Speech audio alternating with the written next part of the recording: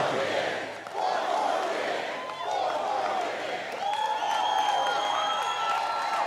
Well, I just want to say hello, Panama City Beach. It's a nice place. We had some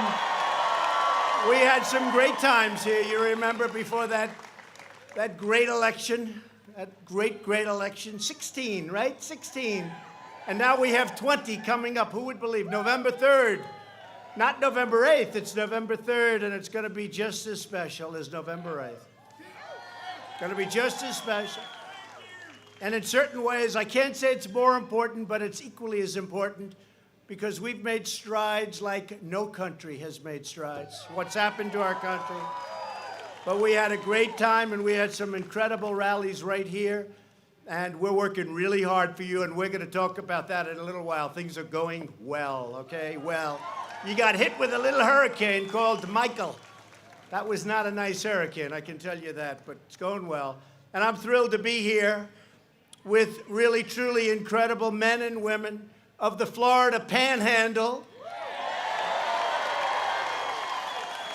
My friends, it's your strength and devotion and values are what truly make America great and what make America run. You know that. You love our country, you're proud of our history, and you always respect our great American flag. Right? So I was last here in the immediate aftermath of Hurricane Michael. You remember, we came, that was pretty bad stuff. And I pledged to you unwavering support and the support of our nation until you have fully recovered and rebuilt. And we will never, ever leave your side. We've already given you billions of dollars, and there's a lot more coming as you do it. And to support your recovery from Hurricanes Michael and Irma, the federal government has committed more than $10 billion to the state of Florida. It's committed. It's all committed. And Rick Scott and your new governor is a great governor. Rick was great. Ron DeSantis is great. So now Rick has gone on to the Senate along with Marco Rubio, and we're all working together. And things are going good for you and for our country. Thank you. I love you too. Thank you. That's the guy, but I love him, all right? Whoever the hell you are, I love you. And tonight I'm pleased to announce that my administration will be allocating $448 million in HUD disaster recovery funds for the great people of Florida. And these dollars will help communities get back on their feet. We've already given you many, many millions of dollars, but these are additional monies that are coming in to help the families put their lives together. Some families are still working very hard. It's been a tough one. More money is needed. I've just come from a stop at Tyndall Air Force Base where I saw the devastating effects of that Category 5 hurricane, Category 5. Never heard about Category 5s before. Category 5 is big stuff. Tyndall was scheduled, as you know, by the military to close. You know that, right? You know that? And I got a call from your great representatives, and they said, President, they want to close Tyndall because it got beat up badly. It got beat. In fact, we have our best planes there. The F-22 is incredible. Incredible fighter jet, the most beautiful plane I think I've ever seen. And some of them were damaged, but we lost none. We lost none. 7 were very badly damaged. They lost none. And the military had it scheduled to be closed, and I heard about it. And I made a couple of calls. And I said, General, why are we doing that? Those people are incredible. Those people, they work. They're just outstanding. I said, General, why are we doing it? And they said, you know, it was damaged. I said, so what are we going to do? Build a new one someplace else at a bad location? I said, we have thousands of people. We're going to end up having 8,000 people back there working soon. We're rebuilding the whole place. And we're doing a job. And we're actually moving in the F-35 fighter jet, which is the newest and the best in the world. And we got a lot of them. We've got a lot of them. And they're going to be moving in. So we're going to have actually many more people working at Tyndall than you had the day before the hurricane, okay? So be prepared. And they're doing drawings and they're doing architecture of different areas. We're building some new buildings. We're fixing some old good ones that got very badly hurt, but structurally they're sound. And when we're finished, it's going to be something that's really special, one of the best anywhere in the country, okay? And you have something very special. I was with Colonel Laidlaw, who runs it. You know him? Oh, good. He's a good man. And he was telling me the reasons. And he said, we fly right over the ocean. We get up, we fly right out over the ocean. When you do that, sir, you can do a lot more than when you're flying over people's houses. We know that feeling, too. So it's great, and it's going to be fantastic. In the wake of the terrible storm, this extraordinary community pulled together and showed the world your unbreakable spirit. Been down here a lot. I knew that long before the storms, by the way. And you've also seen countless volunteers and visitors, students and faith groups coming here to lend a hand to help like almost no place else you can imagine. And of course, people are still traveling from around the world to enjoy your sun. I happen to be one of them, by the way. And your sand and your pristine waters, which is exactly what you have, because Panama City Beach is open for business, as beautiful as ever. And today I'm doing the most allowed by law to support the people of Florida. Because of the severity of this storm, Category 5, we will have the federal government pay for 90% of the cost in many circumstances. 90%. And we can do that because of the incredible devastation and the size of that storm. So now we need Democrats in Congress to work with us to pass an acceptable bill. We're getting close. It's pretty tough dealing with. They don't want to build a wall, but we're building the wall. They don't want to do a lot of other things. They don't want to do a lot of things.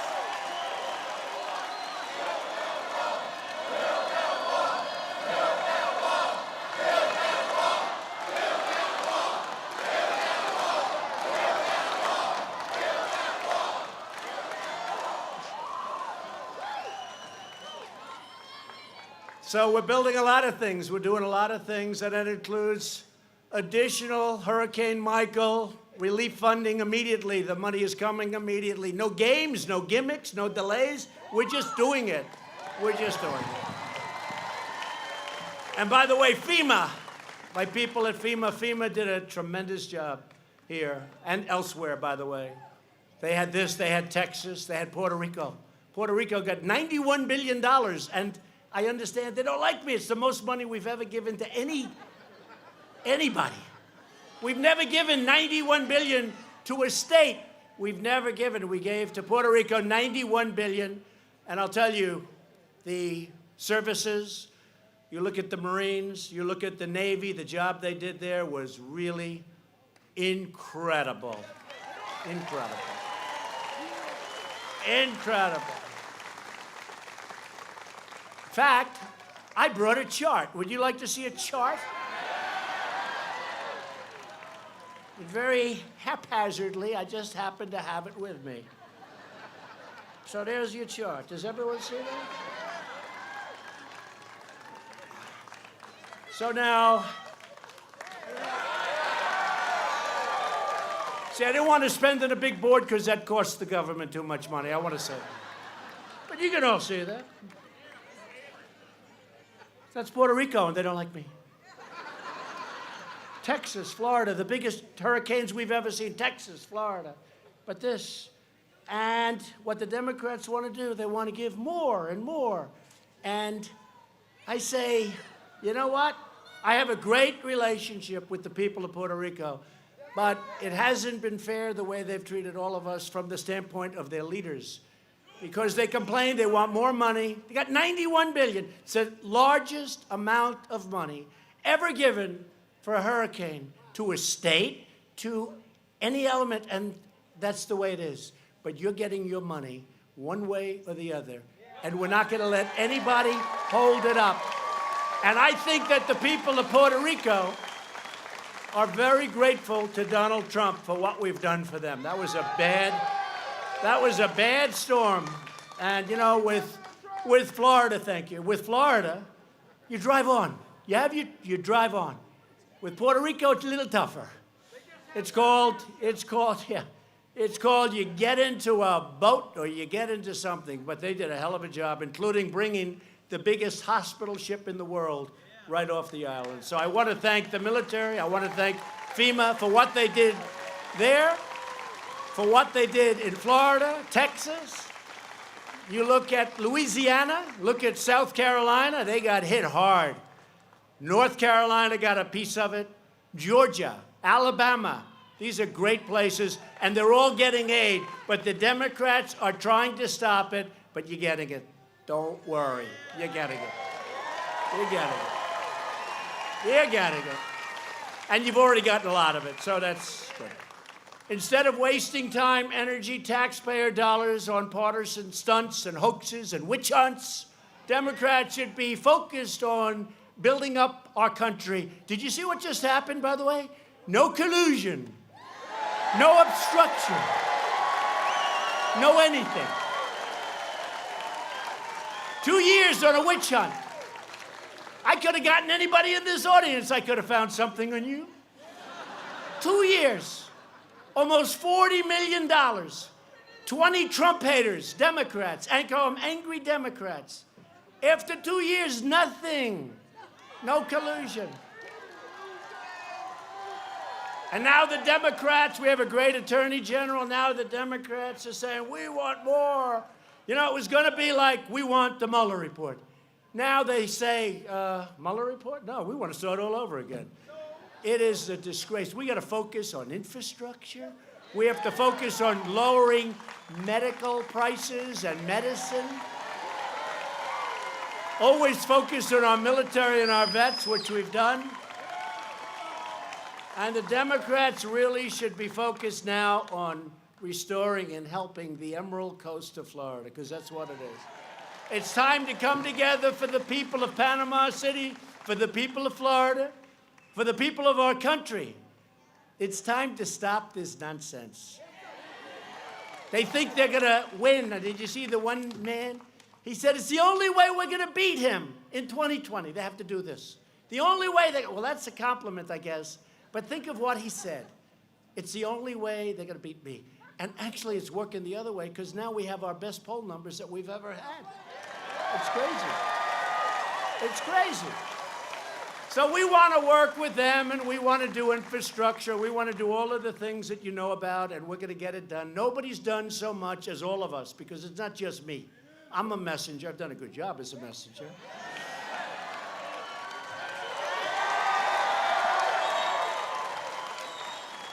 I've done a good job, but you've done a great job because you came from all over. You came from all over. You voted. They didn't know you. They didn't know that you folks existed in many cases. The invisible people. And you know what you are? You're the smartest. You're the hardest working.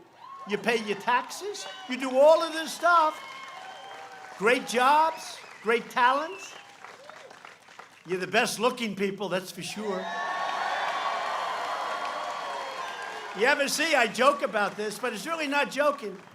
They call themselves the elite. You ever see the elite? This is the elite. They're not elite, you're elite. I always take heat. I say, you have better houses. So do I. You have better boats. You have better everything. You have better everything. You're smarter.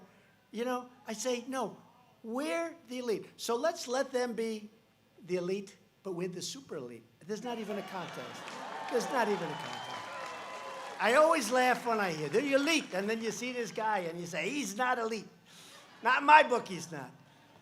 But We're delighted to be joined tonight by many terrific Florida Republican leaders. They really have been fantastic, and you just got a little sample of it, and you're getting a great sample of it because as your governor, Ron DeSantis, has been doing a fantastic job. Where is Ron? Where is he? Thank you, Ron. Great job. Great governor. And along with Ron, you know, is First Lady Casey DeSantis. And your First Lady, Melania, is a big fan of Casey. Big fan.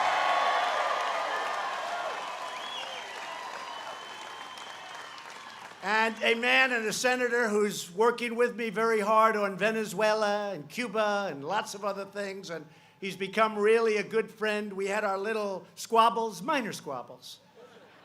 But we've come together. He's a terrific person, actually. Senator Marco Rubio. Where is he? Thank you, Marco. Great job. Good man. How are we doing in Cuba, Marco? How are we doing in Venezuela? Step by step. Step by step. What's happening in Venezuela is disgraceful.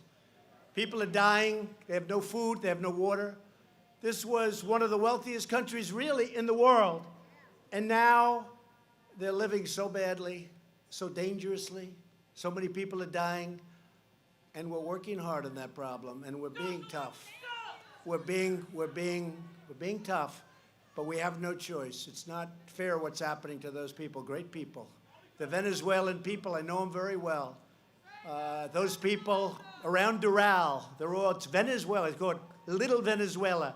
I got to know them very well. They're great people. They're great people. Another friend of mine, he was just up, and he was a solid person for the people of Florida when he was governor. He loves the people of Florida. Now he's in Washington. Senator Rick Scott doing a fantastic job.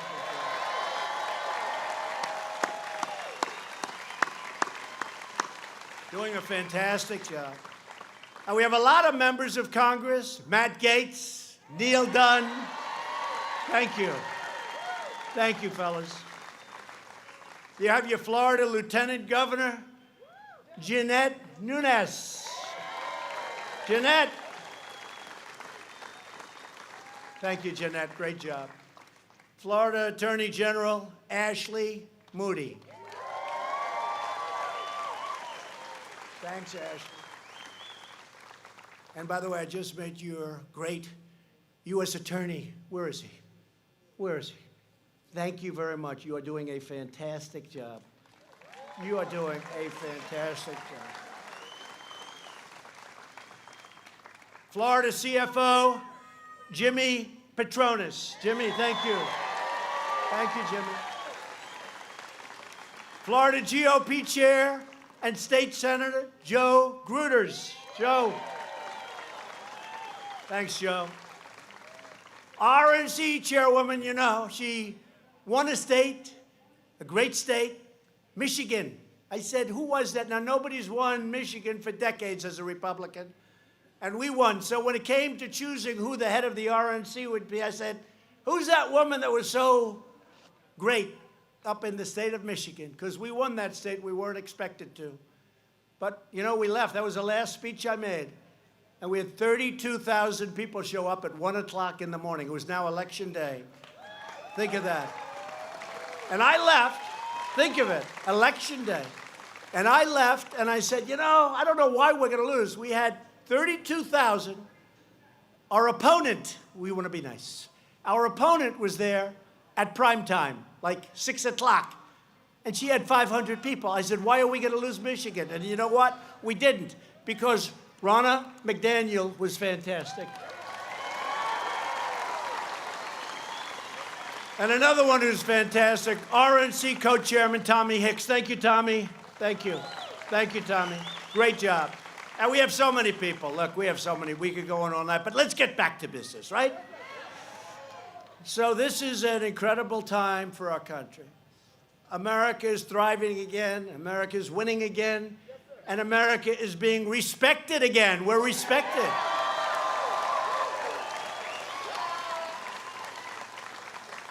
In fact, one of the Democrats today said that it's a he, sleepy person, said that he heard from a lot of foreign leaders, and they want him to be president. Of course they do, so they can continue to rip off the United States. Of course they do. Of course. I think if I heard that, I'd never vote for him. And then you have Bernie. Then you have Bernie. You got some real beauties. Crazy Bernie. You got a choice between Sleepy Joe and Crazy Bernie. And I'll take any. Let's just pick somebody, please, and let's start this thing. Let's start it. Pick somebody. We have a young man, Buttigieg. Buttigieg. They say edge. He's got a great chance, doesn't he? He'll be great. He'll be great. Representing us against President Xi of China. That'll be great. That'll be great. I want to be in that room. I want to watch that one. By the way, you see the tariffs we're doing? Because they broke the deal. They broke the deal. So they're flying in. The vice premier tomorrow is flying in. Good man. But they broke the deal. They can't do that. So they'll be paying. If we don't make the deal, nothing wrong with taking in over $100 billion a year. $100 billion. We never did that before. And we have that happening, a lot of good things happening with a lot of countries. We have a deal with Mexico. We have a deal with Canada. Worst deal? NAFTA. How bad was NAFTA? All the empty buildings, all the empty plants. We have a great deal with Mexico and Canada. We got to get the Dems in the House to approve it. And if they don't, that'll be okay, too. We're going to do something else. We'll be just as good, if not better. You always have alternatives, folks. Got to have alternatives. When they want to hold you up, which is a hold-up, when they want to hold you up for political reasons, you always have to have alternatives. Got a lot of good alternatives, sometimes better. Some of it's better. Our economy is now the hottest anywhere on earth, and it's the envy of the world.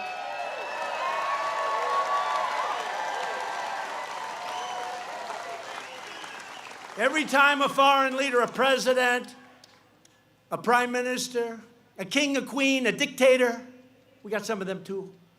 Every time they come into the office, they say, congratulations on what you've done for this economy. It's the hottest on earth. It's incredible. Every single time, that's how they start off the conversation. And you know it because the people of Florida are truly benefiting by what we've done internationally and nationally. So thank you. And our policy can be summed up in 3 very simple words: jobs, jobs, jobs. The United States economy created another 260,000 jobs last month. Way, way, way above what people thought. They were making predictions much lower. Then the big one. They were thinking about 1%, 1.2%, maybe 1.5%. And our growth number came in for the first quarter, which is almost always the lowest quarter of the year, historically. 3.2%, crushing expectations. A lot of surprised people. I wasn't surprised. Since the election, we've created nearly 6 million new jobs, including more than 500,000 manufacturing jobs and nearly 700,000 new construction jobs. Numbers that if I would have said this during the campaign, those people back there, I call them the fakers, fake news media. The fakers would have said he exaggerated. He exaggerated. They are a bunch of fakers, there's no question about it. But you know, in 6 years, they're all going to be out of business, folks. They're all going to be out of business. Now, if we want to drive them crazy, I'll say in 10 years, they'll go crazy. See, he is a despot. He is a despot. Well, 10 or 14, let's see, whatever we like, right? Watch, it'll be headlines tomorrow. Donald Trump wants to break constitutionality.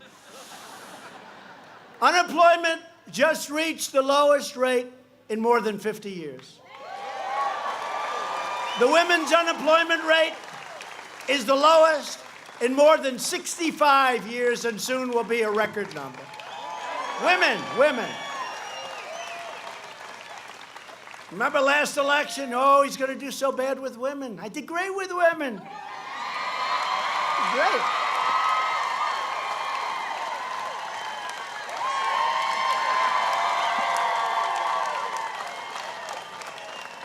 We did great with women. Hispanic American unemployment just hit another brand new, all-time historic low. African American unemployment recently achieved the lowest rate in the history of our country. More people working today than ever. And likewise, Hispanic American unemployment, lowest in the history of our country. I'm going to like that on the debate stage. They'll be hitting me left, right. I'll say lowest rates ever in history. Highest income ever in history for the different groups. Highest income. More people are working today in the United States, almost 160 million, than have ever worked in the United States before. And nearly 1 million more African Americans are employed today than when I took office. Think of that. Think of that. Right?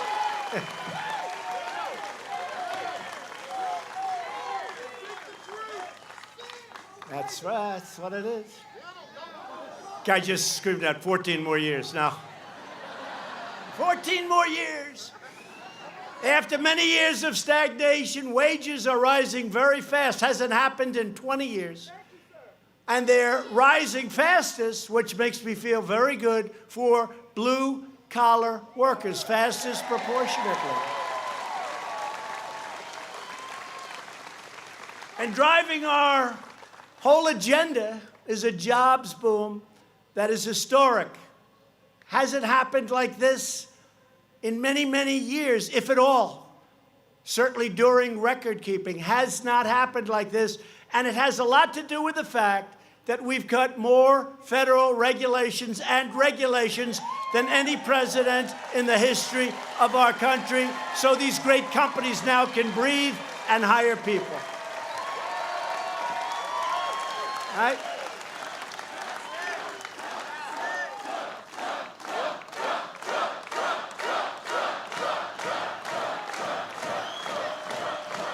Thank you. And we just passed the largest package of tax cuts and reforms in American history, the largest. And we got rid of the individual mandate of Obamacare, the most unpopular thing.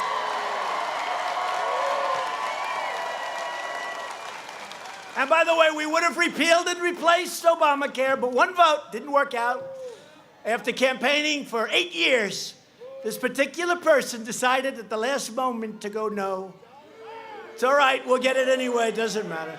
We'll end up getting better. We'll end up doing better. Sometimes, you know, things like that happen, and you get angry, and you get a little bit sad, and then some of you weep. I don't weep, but you don't weep too much.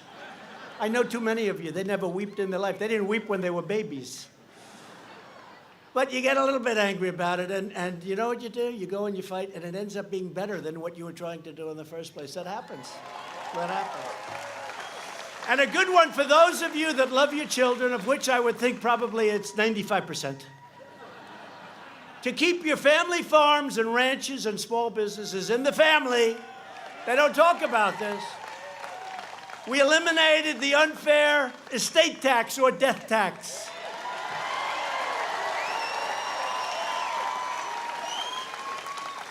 So now if you love your child or you love your children and you have a beautiful farm, ranch, small business, it's doing great.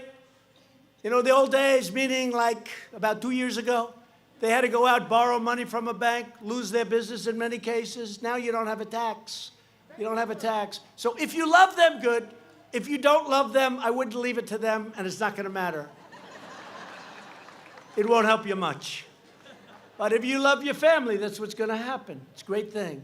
We're reducing burdens in our businesses, but in return, we expect American companies to invest in America, which is what we're demanding, to raise wages in America, which is happening, and to hire American workers to do the job. That's what we want.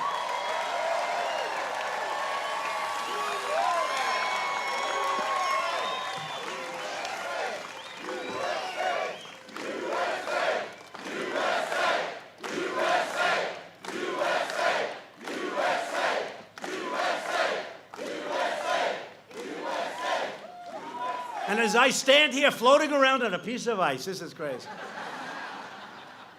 I'm a little bit concerned about leaving the podium I'm holding. You have no idea what I'm going through on this stage.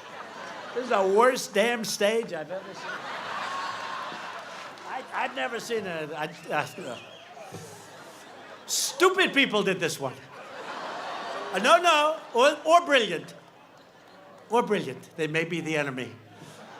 If it's the enemy, then they're brilliant, but I want them the hell out of here. And we're reversing decades of calamitous trade policies that enrich Wall Street at the expense of Main Street. You see what's happening. Although everyone's doing well right now, everybody. The companies are doing great. When Wall Street does good, that's a good thing for us. A lot of you have 401ks where they're double what you had just a couple of years ago, right? Listen to that. I tell the story, it happens a lot. But for some reason, this big policeman, you might have heard it, but this big, strong guy comes to me. I was in New York, and he said, "Sir, thank you. My 401k," and that was a year ago. This happens all the time. He said his 401k is up 47%. He said, "My wife used to think I was just horrible at investing, and now she thinks I'm the greatest investor in the world." And I thank you. Now the numbers are much better since then, but that's the 401ks. Everybody's through the roof, and we're going to keep it that way. We're going to make it better and stronger, and we're going to take in a lot of money from a lot of these countries and other folks that have been ripping us off for a long time. Long time.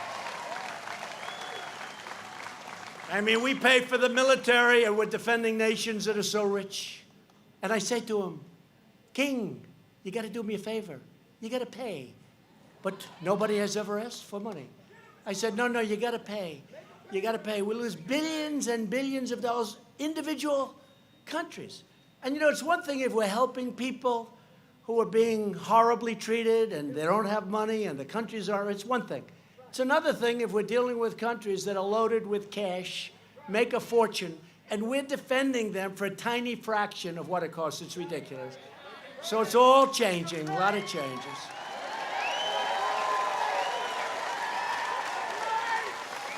One country, I won't say the country, but one country we spend a lot of money on, defending, very dangerous territory. And it costs us $5 billion. And I said to a general, "Please do me a favor, General, tell me, how much does it cost for us to defend this country, which is very rich?" "Sir, I will check." He comes in and, "Sir, it's $5 billion, sir." I said, "That's okay. Now, how much do they pay us?" "Sir, they pay us $500 million. I say, we lose $4.5 million to defend a country that's rich as hell and probably doesn't like us too much. Can you believe it? And we've been defending it for many years. So I called the leader of the country. I said, you know, it's not fair. We're spending all of this money, great danger, and we have our men and women, they're the best in the world, and we're sending them over to your country. Not fair. You got to pay. You got to pay. And he said, like the king, he said, but nobody's ever asked us that before.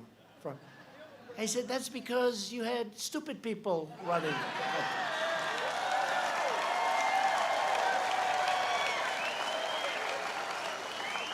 So they said, thank you. He said, I could give you 100 stories like this. He said that we can't do anything now because it passed our so-called parliament. And so we can't. It doesn't come due. When's next year? He said 2 months. I said, all right, pay me something now. How much will you pay? We can't pay you more than $500 million. I got to say, this is one phone call, right? So I said, make it $750. Now, that's a long way short of $4.5 billion that we're losing. But I said, make it $750. Anyway, we agreed to a number around $500 million. It was one phone call that lasted for 10 minutes. And once they got over the shock of being, they had plenty of money. And now the 2 months is up. And I just told my people, call them and ask for the rest of it, okay? And they'll pay. But we have many countries like that. I mean, we have many countries like that. We have countries like Saudi Arabia. very rich. Nothing but cash, right? So I think they can afford to pay us, right, for defense. And they will. And you know what? They will. And they're buying a tremendous amount of equipment. $450 billion they'll be spending in our country. $450 billion. But we have a lot of countries that are rich that we're defending.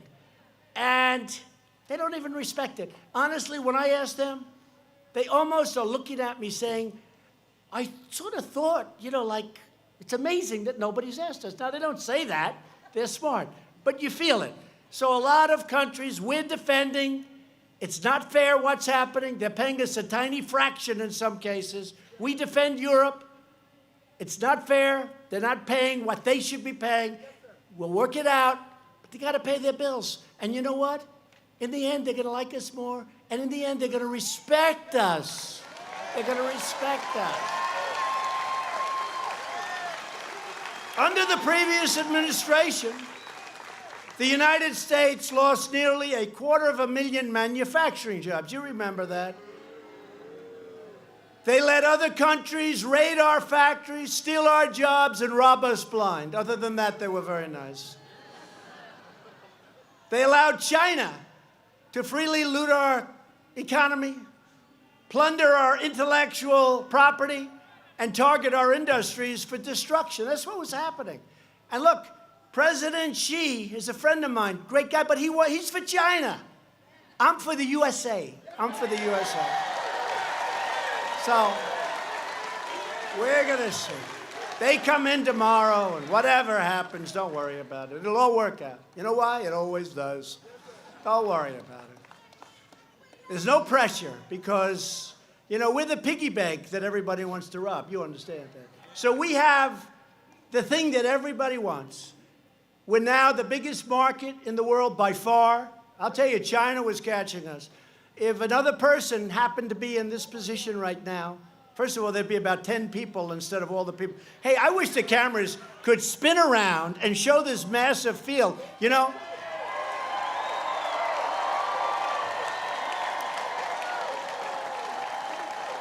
They won't do it. They won't do it. They never do it. They don't like to show it. And, you know, I actually try and explain the ones that are semi-friendly. I said, you know, it's good for your production value to do that. Your production values are much better. Yep, let them know it.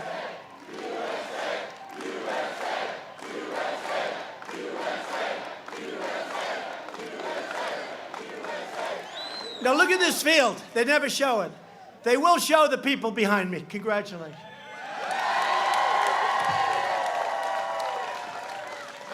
They may have a lousy seat, but you know what? They'll be famous tomorrow. But it is true. They never like to show the crowds. I went to Texas, and I made a speech. And Beto, boy, is he falling like a rock. What the hell happened to Beto?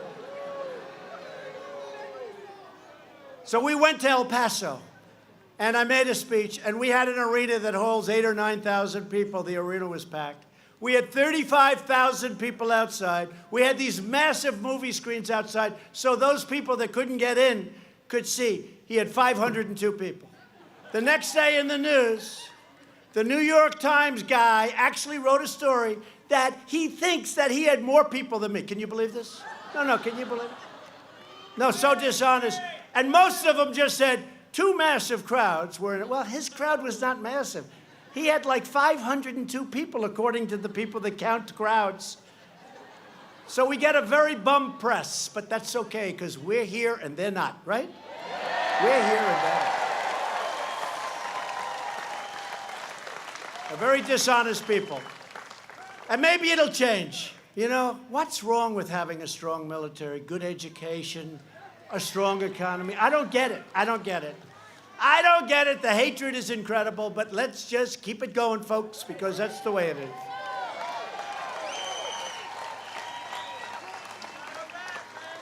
But the great betrayal of the American middle class ended the day that I took the oath of office, because I'm with you. I'm with you. And there are those that say, even the fake news media, there are those that say, it was the greatest day in the political history of this country. It was the greatest election. And it continues, you know, because they keep trying to take it away. Let's try taking it away. That's not working too well. That's not working. But think of it. I mean, Hillary Clinton's still going up. I think they stole the election. Well, no, she lost. She lost. The next time, no. The next time,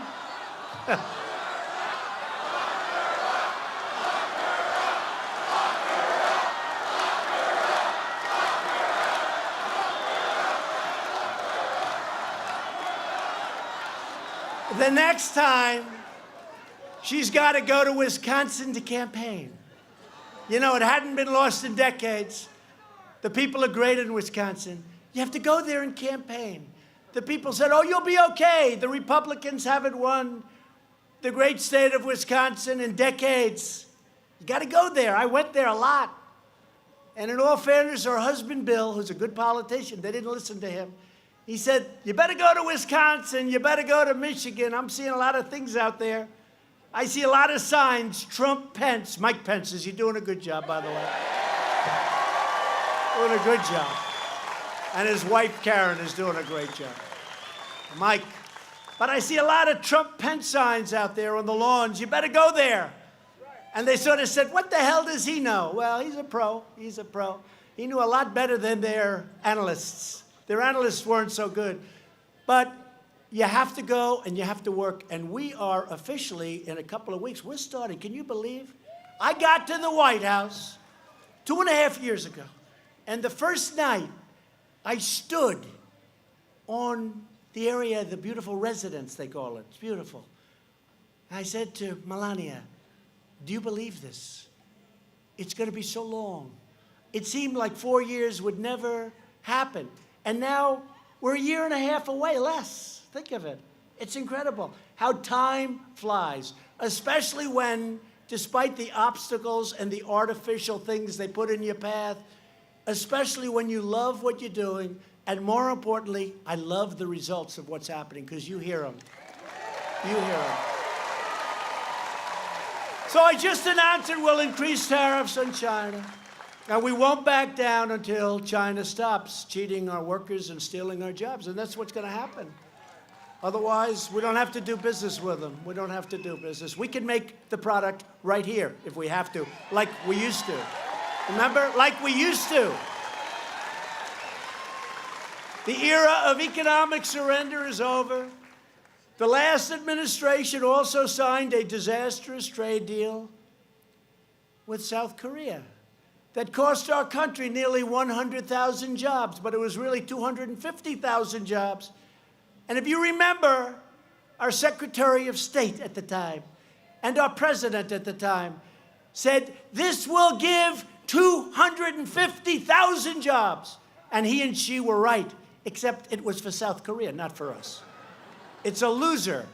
And we totally renegotiated the Korea trade deal to restore these jobs and rescue the American auto industry, because that was going to be a tremendous hit. And that deal is done. South Korea. And right before I came into office, our nation was being signed up for a one-sided, single sellout like you've never seen of the American worker. And I said, it's not going to happen. The Trans-Pacific Partnership was going to destroy our automobile industry like you've never seen before. And our automobile industry is pouring back into our country. And today, for the people of the great state of Ohio, remember, you have to win the great state of Ohio. Boy, did we win it. We won it by like 9 points. It's a great state. So everyone's coming back in. Toyota's coming in. Honda's coming in. Many, many car companies. General Motors today just announced 3 big plants, 450 workers, 700 million. But the big announcement is in Lordstown, Ohio. They're going to be selling that plant to Workhorse, it's called. They make electric trucks because the enemy, with all of the companies pouring into Michigan, all of the companies pouring into Florida, North Carolina, South Carolina, Ohio, everywhere, with all of these companies, they kept hitting me with Lordstown. because General Motors closed it. Well, they did the right thing. They sold it to a company that's going to do a great job with that beautiful plant. And that happened just a little while ago. Just a minute. They'll be spending a lot of money on fixing it up. It's subject to the UAW. They got to get out there and make a deal, UAW. Come on. Got to make a deal. But that's a great thing, right? Because that was the only thing they could hit me with. They could never hit me with anything because we've been so good. But they said, what about Lordstown? What about Lordstown? I'd call up Mary Barra. Will you make a deal or open it, please? I'm getting killed with that plant. Anyway, today she called. They're going to be opening. It's going to be a great company going there. It's really wonderful. In another historic action, we finalized an agreement to replace the horrible NAFTA trade deal with the brand new USMCA, like the song, MCA. The USMCA will mean countless more jobs for Florida farmers, ranchers, and growers, and manufacturers. But while we're unleashing an unprecedented wave of prosperity, the Democrat Party is trying to return us to the failures of yesterday. They want to have things rejected because they're all waiting for 2020. They think the more they can hurt us, the worse they make us look. I think they're making us look better, personally. I really do. I really do. I mean, they want to do investigations instead of investments. They want to do what they're doing, which looks so foolish, and maybe I read it wrong, but I think it drives us right on to victory in 2020 because people get it. People get it. But our country, the great USA, is not being pushed around anymore. Nothing is more dangerous than the Democrats' crazy immigration agenda. Democrats believe that everyone in the world has the right to violate our borders. They want open borders, disrespect our laws, and come into our country and collect benefits courtesy of the United States taxpayer. Thank you very much. Right?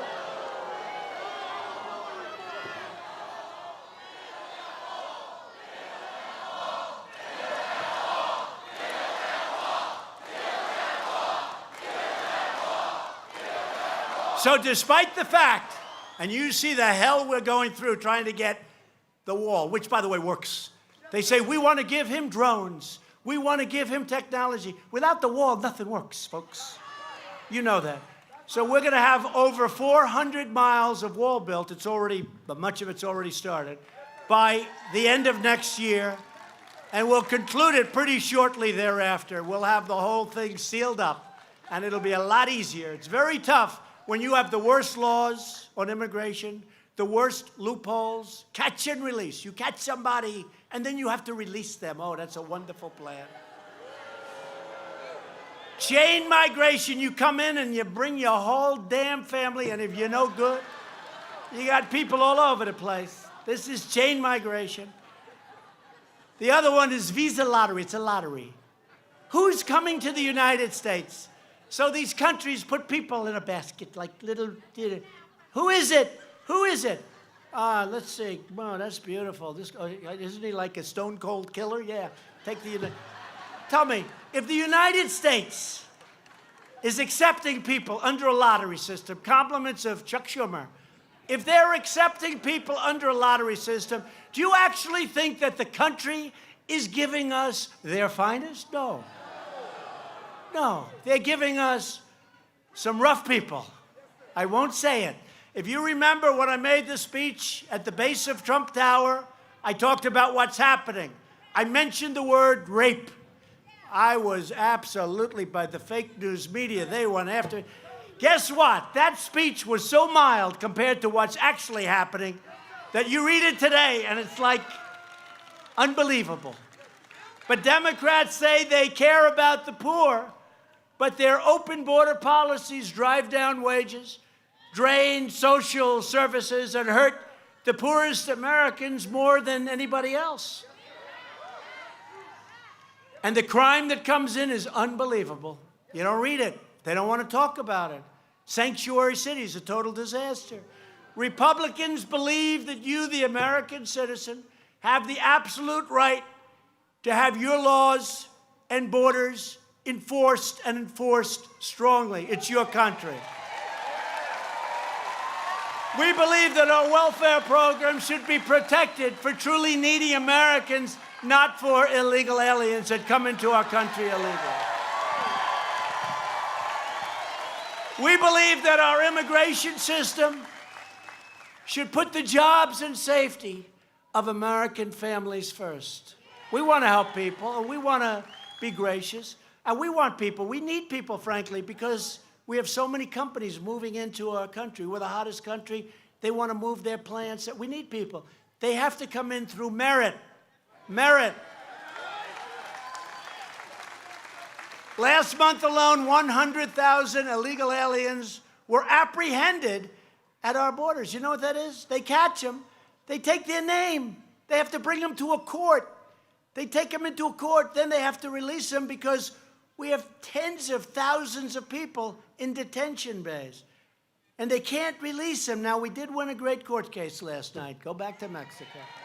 Going back to Mexico. And I told Mexico very nicely that you can't let people walk 2,000 miles up your country, because if we do that, we're going to close our border. If we have any more, we're going to close our border. We're going to do it. I don't care what it costs. We'll close our border. So Mexico now, for the first time, has been taking people back to Honduras and Guatemala and El Salvador and other countries. And for the first time, not big enough numbers, but they're getting bigger. They're getting bigger. We can't have this, folks. We can't have this. This is crazy what's happening. And what we really need more than anything else, we need the loopholes closed by Congress. It would take 15 minutes. Everybody knows what they are. Asylum. Asylum. They walk in, they read a statement by a lawyer, written by a lawyer at the border who probably gets paid by somebody that's not exactly friendly to this crowd.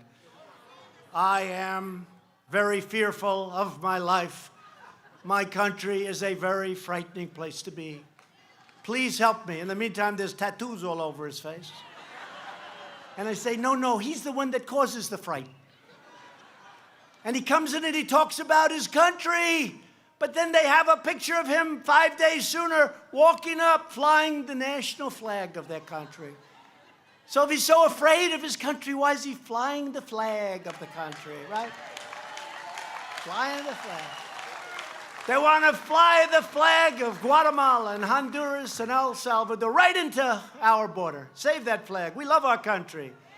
We love our country, but we're afraid of it. For purposes of getting into the United States, we're afraid of our country. No, we can't let this happen. The Democrats, we need the votes. We need the votes. Otherwise, you're going to have to vote them out of office, Congress, the Senate. You're going to have to vote them out of office come November, next November, November 3rd next year. You're going to have to vote them out of office because otherwise you can't make a change. We need the votes. We have to go through Congress. How we ever ended with this stuff is incredible. But they don't mind it so much because they don't mind crime. They don't mind crime. No nation can tolerate a massive, organized violation of its immigration laws. And no one should run for office without an ironclad pledge to protect and defend America's borders. Shouldn't be allowed to run. And to confront this crisis, you saw that. It was a big deal 2 months ago. I declared a national emergency, which is what it is. This is an invasion. When you see these caravans starting out with 20,000 people, that's an invasion. I was badly criticized for using the word invasion. It's an invasion. And it's also an invasion of drugs coming in from Mexico, okay? It's an invasion of drugs.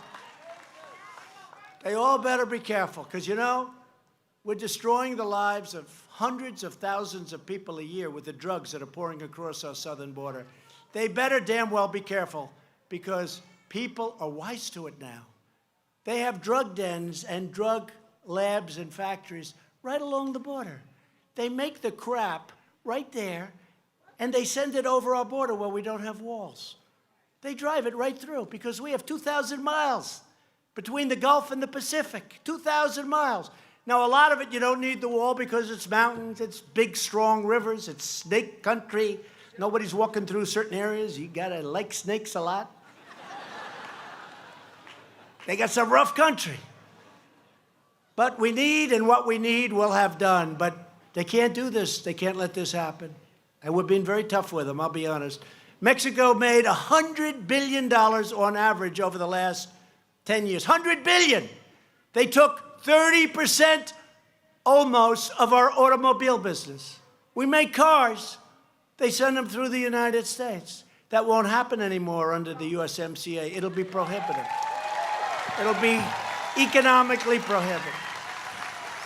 Our current immigration crisis is the result of Democrat-backed policies that prevent border crossers from being swiftly returned home. A border crosser comes in, you say, sorry, we're taking you home. And that's if you're nice, and I want to do that.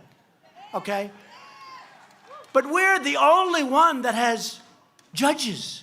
Judges. Think of it. They come across, we have judges. We're the only one. Nobody else has judges. We give them a trial. We need Perry Mason. It's crazy. Folks, it's crazy. And then they say, and the wall would help because it would not help. The wall would stop it. Okay? The wall would stop it. I mean, when you have 15,000 people marching up and you have hundreds and hundreds of people and you have 2 or 3 border security people that are brave and great, and don't forget, we don't let them, and we can't let them use weapons. We can't. Other countries do. We can't. I would never do that. But how do you stop these people? You can't. There's no... That's only in the panhandle you can get away with that statement.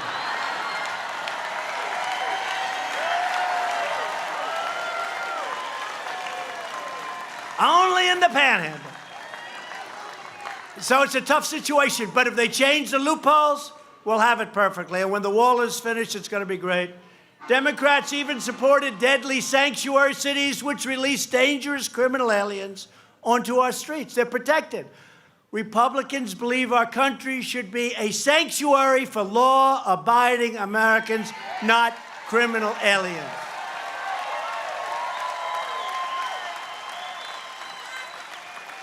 Congress must act to fix our horrible immigration laws. We must end catch and release, stop human smugglers. Have you seen what's happening?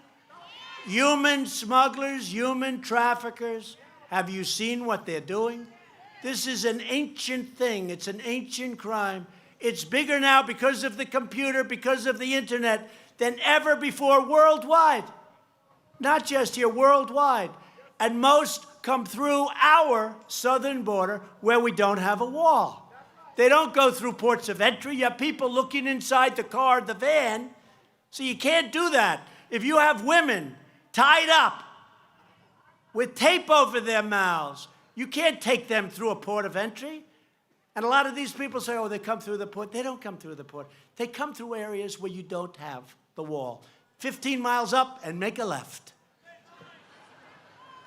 We got to shut down sanctuary cities, deport criminal aliens, and replace the visa lotteries, the chain migrations, with a modern system of immigration. We have to do it. On issue after issue, the Democrat Party has never been further outside the American mainstream. It's never been. I've never heard of anything like what's going on. I want to run so badly. I want this race to start immediately. Now Democrats are pushing a $100 trillion takeover of the U.S. economy, known as the Green New Deal. That was written up by a real genius. The new Democrat Party believes in socialism. Take a look at Venezuela. Republicans believe in freedom. We need to get senators elected. We need to get the votes. We need congressmen and women elected. Republicans, we need to get the votes. You got to get out there. You got to win. Otherwise, we'll be playing around for too long. And Democrats are aggressively pushing late-term abortion, allowing children to be ripped from their mother's womb right up until the moment of birth. And then you have this governor in Virginia, you saw that. The baby is born, and you wrap the baby beautifully. And you talk to the mother about the possible execution of the baby. No, can't do that. So who heard of that one? And that came up, and that's now something, and they don't even want to discuss it. They don't even want to discuss it. And to protect innocent life, I called on Congress to immediately pass legislation prohibiting extreme late-term abortion.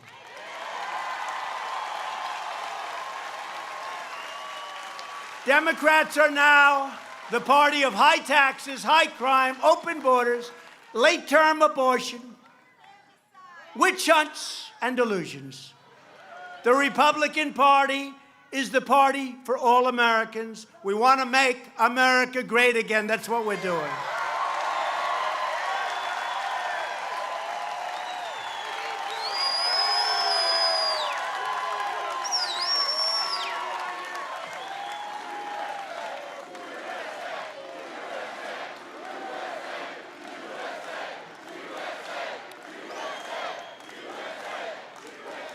I wish the cameras. Will you please show these people?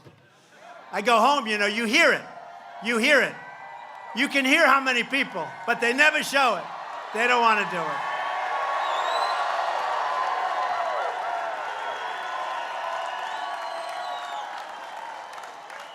It's like a Florida State football game, isn't it, right? We are the party of the American worker, the American family, and we are the party of the American dream. Every day we're making very, very good on our motto. In fact, much better than we promised. And you know what it is? It's promises made, promises kept. We've actually given you more promises, and a couple of my opponents said this. They weren't happy about it, but we've given you more promises than we said we would do. That's very unusual for a politician. That may be a first. Earlier this year, I signed an executive order to defend free speech on college campuses. You see what? And we are carefully monitoring the actions of social media giants. Big tech must not censor conservative or other voices.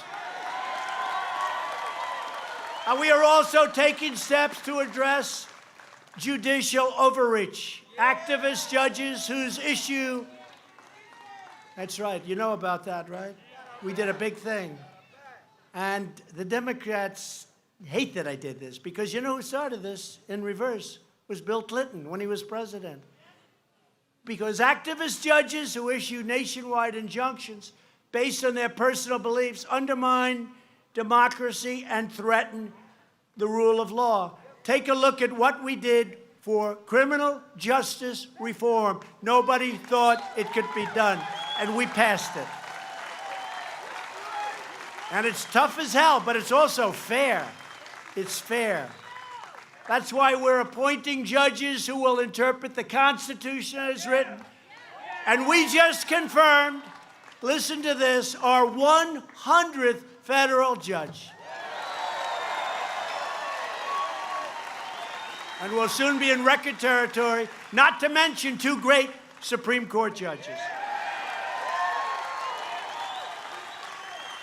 We've got 2 great Supreme Court justices. What a difference. And having them up there makes you feel good about your country, doesn't it? Makes you feel good about your country. We've launched a historic initiative to reduce the price of prescription drugs. We're doing big. Last year, prescription drug prices went down for the first time in nearly 51 years.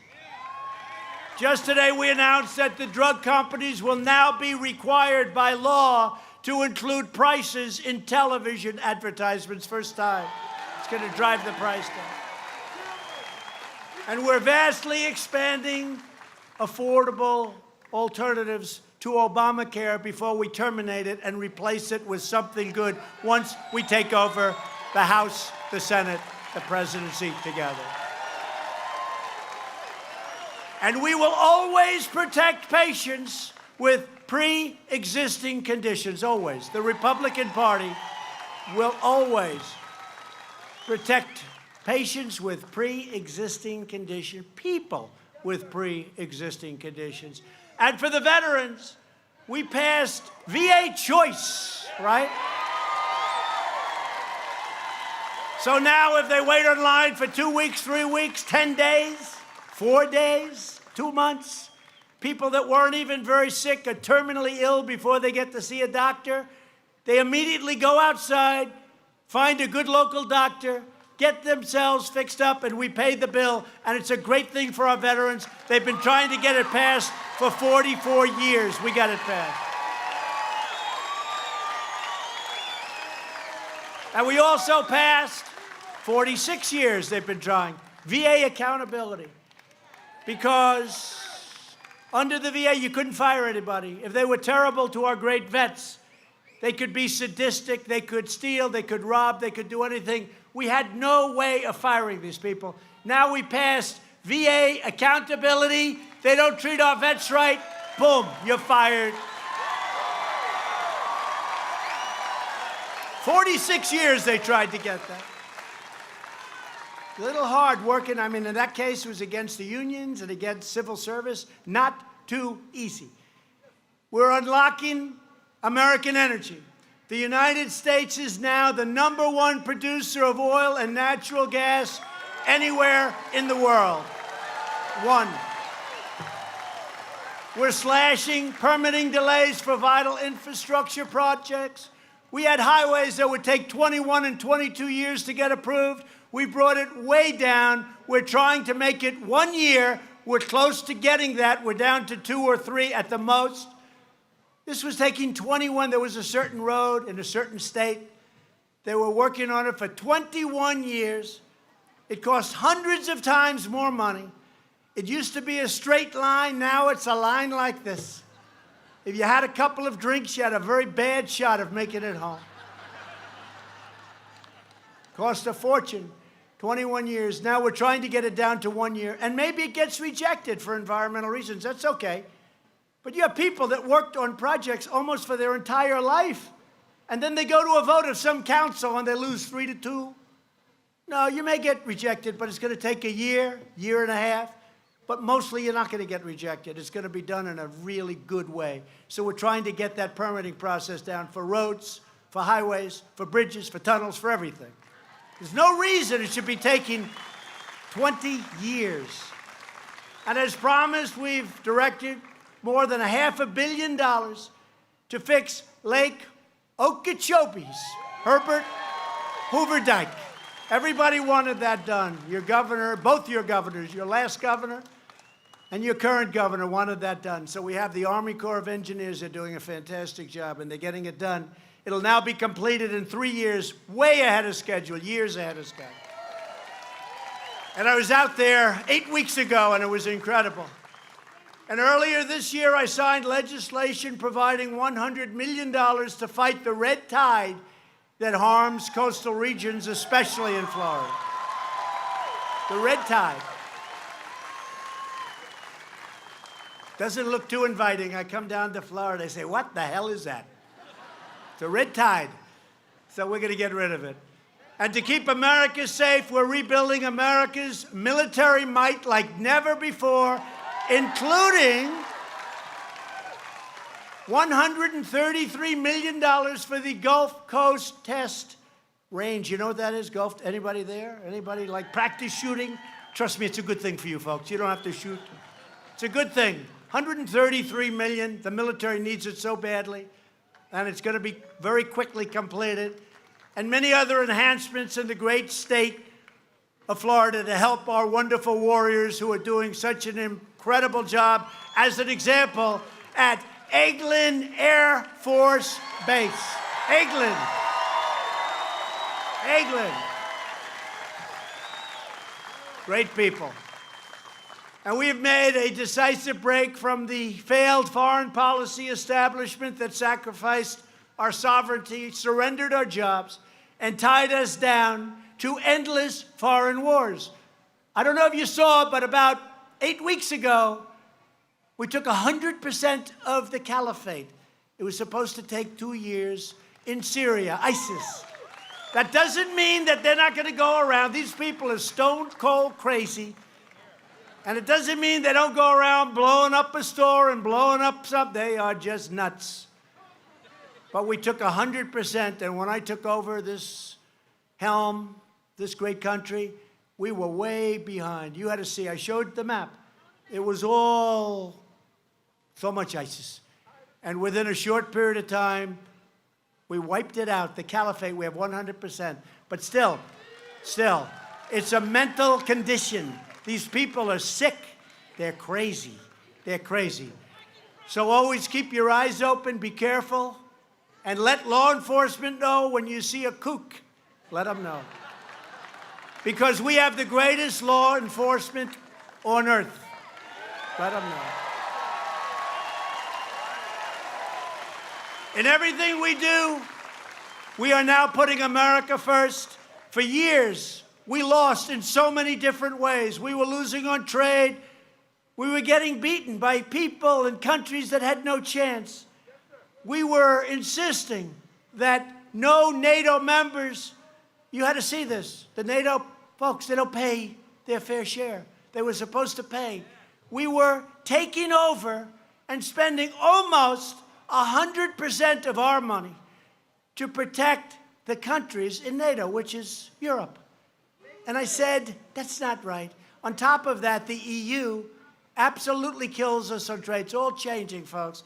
$100 billion extra was just given by those countries that's now pouring into NATO. Because they said, you got to pay up. Your past presidents would go and meet them and wouldn't talk about it. Or they'd say, gee, whenever you get a chance, maybe you could pay up. You had to see. It was like a chart this way. Now it's a chart like a rocket ship the other way. They're paying up. $100 billion they paid. 100 billion with a B. Last month I announced that my administration is unsigning the UN Arms Trade Treaty, which is great for your Second Amendment. We love our Second Amendment.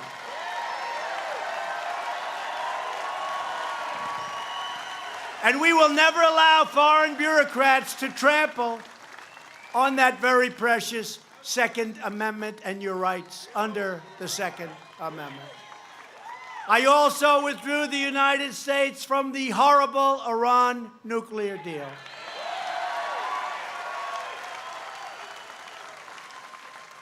And unfortunately, just today, I felt compelled to authorize new sanctions on Iran's iron, steel, aluminum, and copper industries, because I hope to be able at some point, maybe it won't happen, possibly won't, to sit down and work out a fair deal. We're not looking to hurt anybody.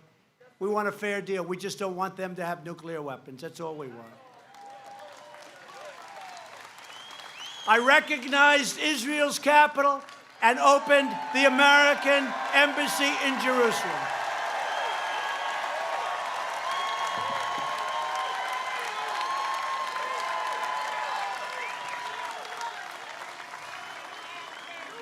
And just 2 weeks ago, I announced that the United States would recognize Israeli sovereignty over the Golan Heights. That's a big deal.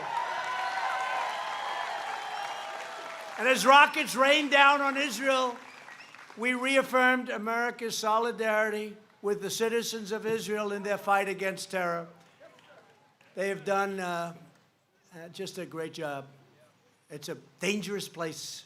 The Middle East is a dangerous place.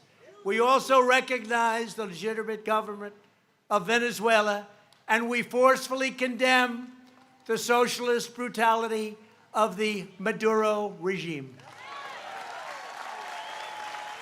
And our hearts are united with the people of Venezuela and many of their relatives who are here right now with us tonight, the people of Cuba and the people of Nicaragua in their struggle to be free. It'll all happen, folks. It'll all happen. Each of us in this great arena, sort of arena, it doesn't have a roof, but these are minor details. Problem is, if we had a roof, you could never hold this many people. So,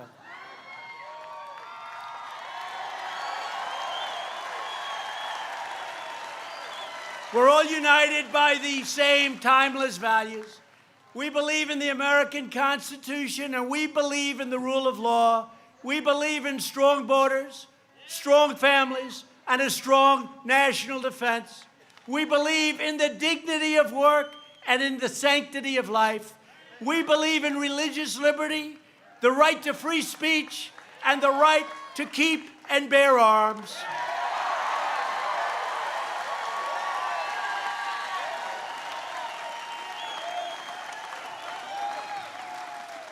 We believe that mothers and fathers, not government regulators, know best how to raise our children and teach our great country's values.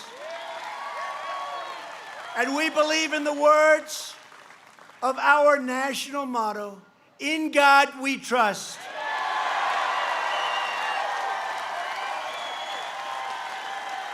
These are the traditions, customs, and principles that bind us together as neighbors, as citizens, as Americans. These are the values that unite people in the Panhandle. Panhandle. Oh, we love the Panhandle. You all love the Panhandle? I think so. You're incredible people. I tell you, you're incredible people. You're smart, you're loyal, you're unbelievable people. But all across the magnificent state of Florida and all over our country, you joined our movement because you rejected the failures and betrayals of past politicians. You stared down a corrupt system that enriched itself at your expense. The system is rigged. I used to say it. It's still rigged, but a lot less rigged. We're getting rid of a lot of the rigging rapidly, folks. You reclaimed your destiny, you defended your dignity, and you took back your country. You have always been loyal to this nation. Now you finally have a president who is loyal to you.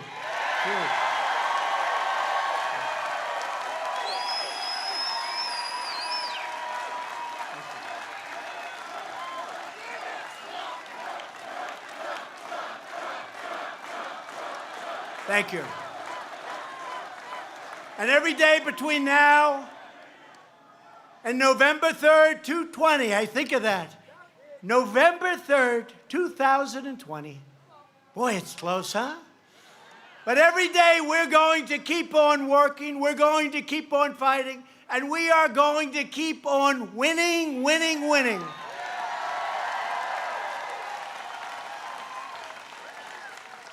Remember, I used to tell the story that your governor would come to see me, and you'd be winning so much in the state of Florida. Governor Ron, he'd say, "President, please, in the Oval Office, please, we're winning too much. We're not used to this, Mr. President. We're not used to this. For years and years, we've been losers. We've been losing, Mr. President. Now we're winning. We're winning so much. The people of Florida can't stand winning so much. Can you maybe pull it back a little bit, Mr. President?" And I said, "No, I can't, Ron. I'm sorry." He said, "I thought you'd say that. We're going to keep winning. We've never been winning like we're winning now. You've never had better numbers. You've never had, I think, more loyalty.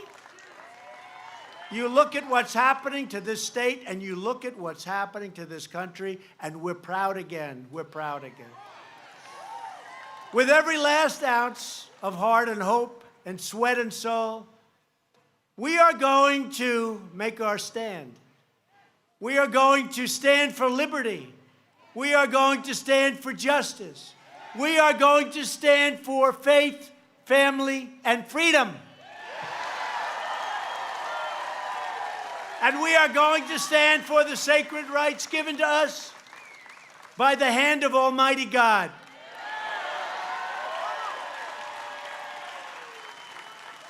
We are one united movement, one united people, and one United States of America. And together with the proud people of the Panhandle, the proud people of Florida, we will make America wealthy again. We will make America strong again. We will make America safe again. And we will make America great again. Thank you, Florida. Thank you.